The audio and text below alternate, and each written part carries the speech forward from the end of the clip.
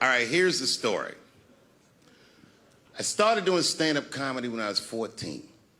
I'll never forget the first time I was on stage. The guy that introduced me was a guy named J.T. Newton. I'm 47. I can close my eyes and remember the introduction like it was yesterday. It went like this. Ladies and gentlemen, this next young man coming to the stage is starting his comedy career tonight. Who knows? We may be witnessing the birth of a star. Please welcome Dave Chappelle.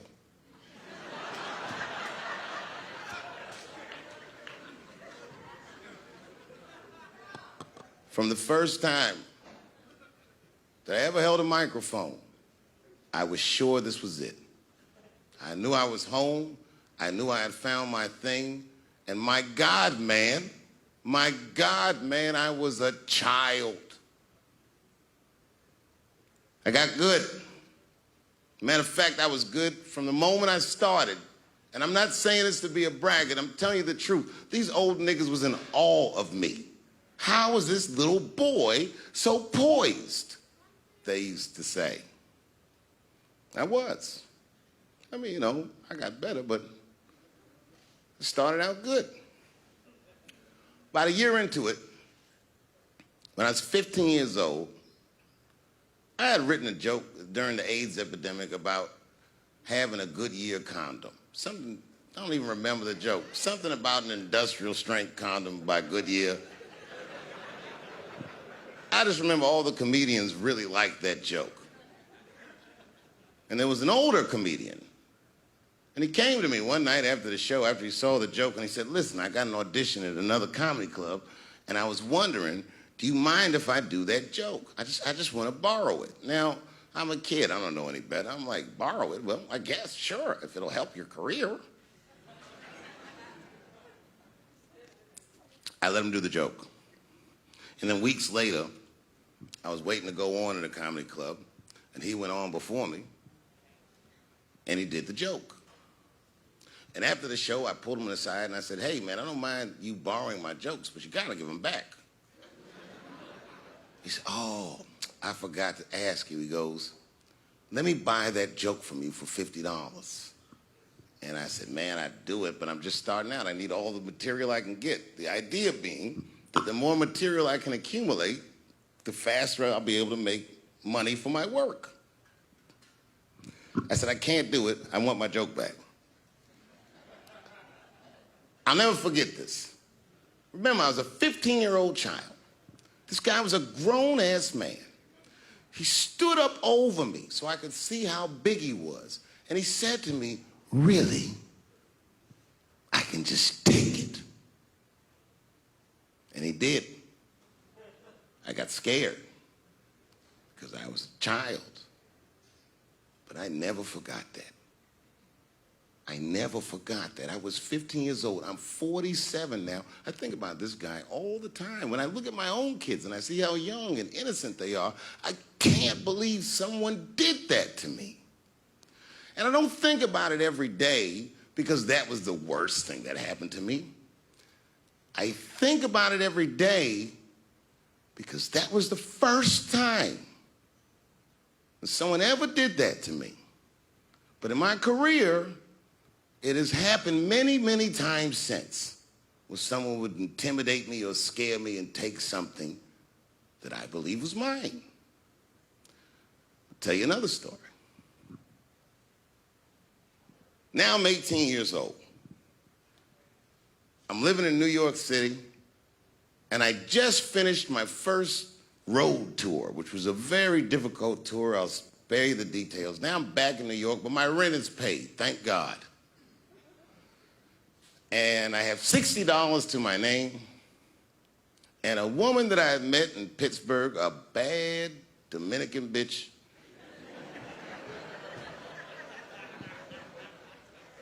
was coming to New York. She was going to spend the weekend with me.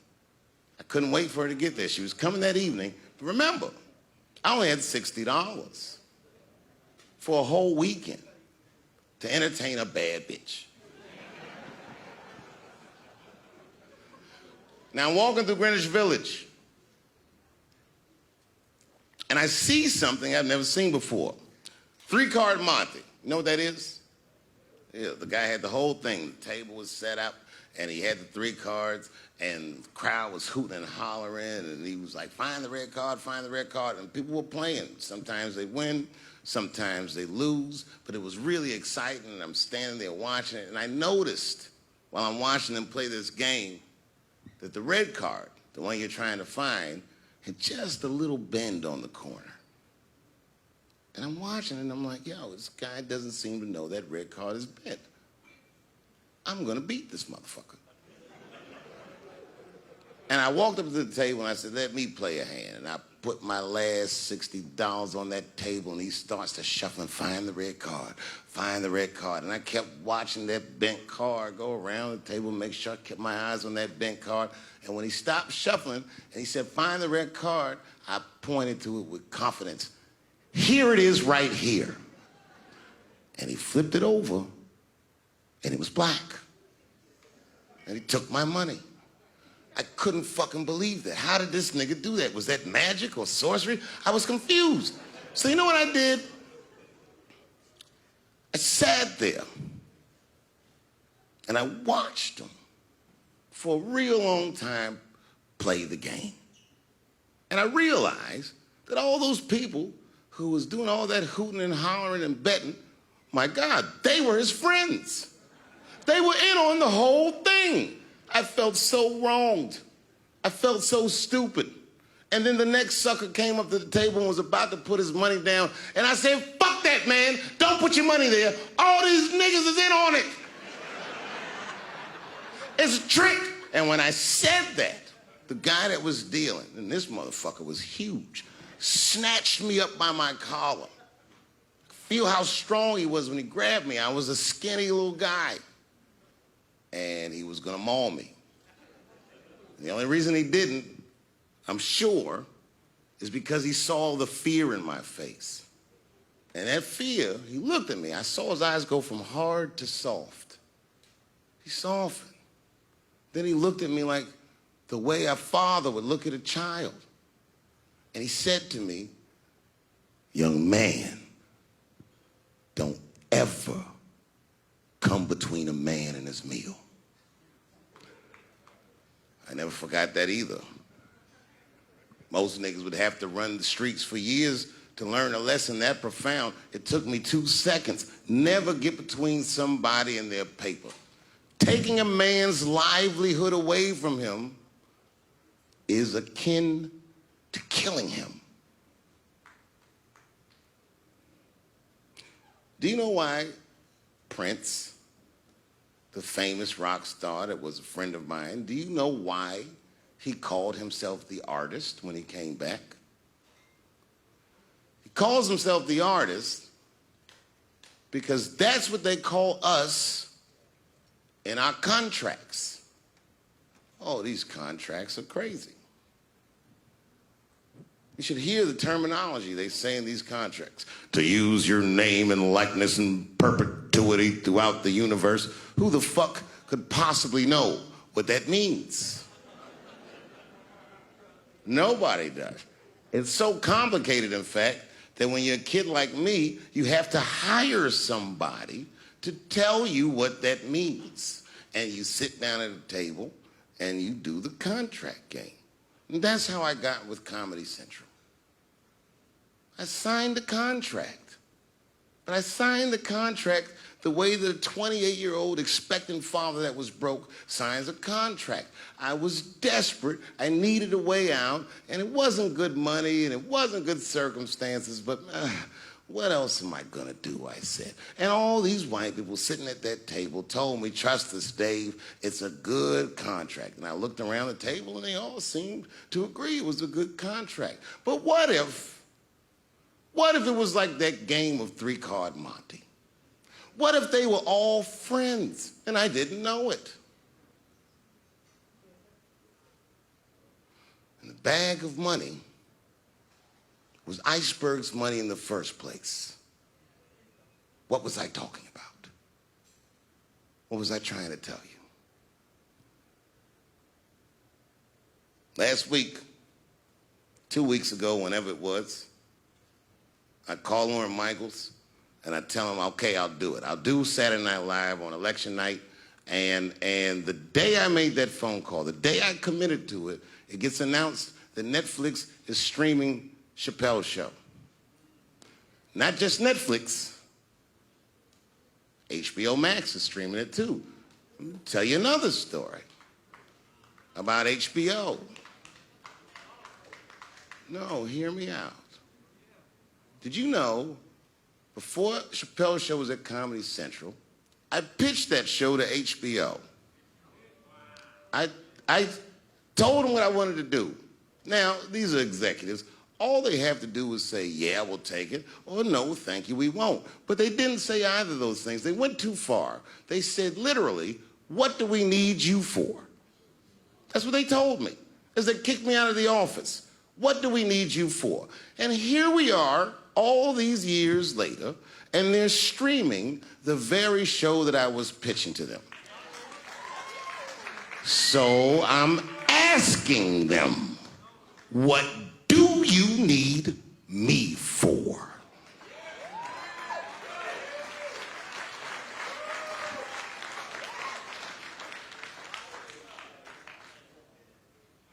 People think I made a lot of money for Chappelle's show. When I left that show, I never got paid.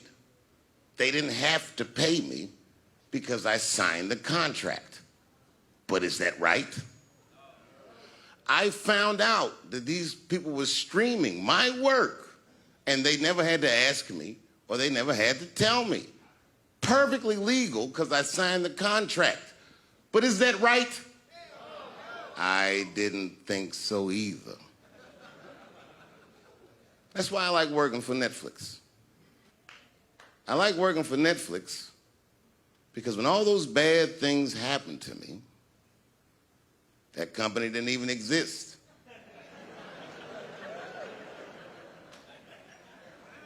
And when I found out they were streaming Chappelle's show, I was furious. How could they not know? So you know what I did? I called them and I told them that this makes me feel bad. And do you want to know what they did? They agreed that they would take it off their platform just so I could feel better. That's why I fuck with Netflix, because they paid me my money, they do what they say they're gonna do, and they went above and beyond what you could expect from a businessman. They did something just because they thought that I might think that they were wrong. And I do. I think if you are fucking streaming that show, you're fencing stolen goods. They stole that from me. They just took it. And I'm not up here trying to tell you guys that I believe that Comedy Central gave me a raw deal just because I'm black. I believe that they gave me a raw deal because this fucking industry is a monster. It's the same monster that these Me Too bitches was trying to tell you about. But they hate the monster for how it fucks. And I hate that monster for how it eats. But my God, man, it's the same monster. When I quit the show, all my friends would say, well, fuck them, Dave. Why don't you just do Chappelle's show at another network? Yeah. And why doesn't a slave run from one plantation to another plantation? Because the master over there might be nicer. My God, man, I was trapped. You know what? Tell you the truth. I've even thought about coming back and doing another Chappelle show. Well, but if I do, I can't call it Chappelle's show because my name and likeness is being used by them in perpetuity throughout the universe. It's in the contract.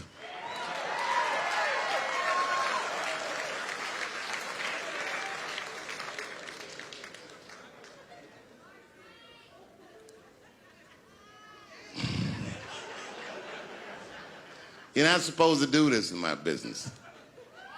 I'm up here doing something that nobody else in this business has the balls to do. I'm telling you something that you need to know. I'm trying to explain to you what you're seeing. You don't understand what you're seeing.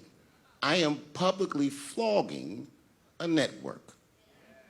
And I know that this network niggas, they watching me and they saying, why are you doing this so publicly? Doesn't feel good to be flogged publicly. Oh, believe me, I know. I know exactly how that feels. When I quit my show, they said I was crazy. What was crazy about it? I just didn't want to do it anymore. They said I smoked crack. That's impossible. I was a devout Muslim. I didn't smoke or drink. But I do now, bitch, because you ruined my fucking life. Now it's their turn. This is their first nigga lesson, and I'm honored to give it to them. They're gonna pay me for this show. I called my agent. I said, is there anything I can do about this show? And he said, no. Well, fuck you too then. If you want something done right, I guess you gotta do it yourself. So I'm not going to the agents. I'm coming to my real boss. I'm coming to you. I'm begging you. If you ever liked me, if you ever think there was anything worthwhile about me, I'm begging you, please don't watch that show. I'm not asking you to boycott any network. Boycott me. Boycott Chappelle's show. Do not watch it unless they pay me.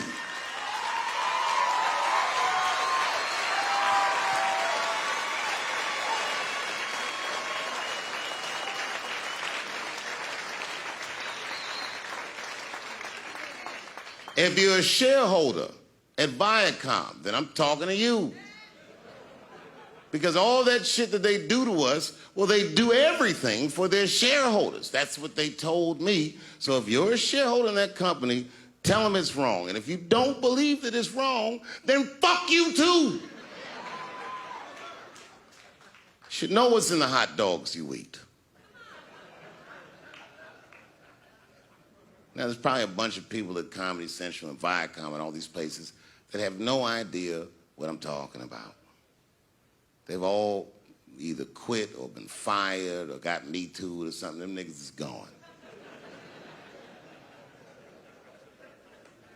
And there's a whole bunch of new young people there, and they're probably looking like, what is he talking about? They may not actually know what the fuck happened to me. So I'll tell you what I'm talking about. Go downstairs to your accounting department, open the books, see what that show made, and look at what you paid me. That's exactly what I'm talking about. You're going to pay me. I am inviting you to come with me and work with me, and let's fight against that terrible, terrible feeling that you made me feel together. We can fight together and work this thing with Chappelle's show out. Or I can just take it. Thank you.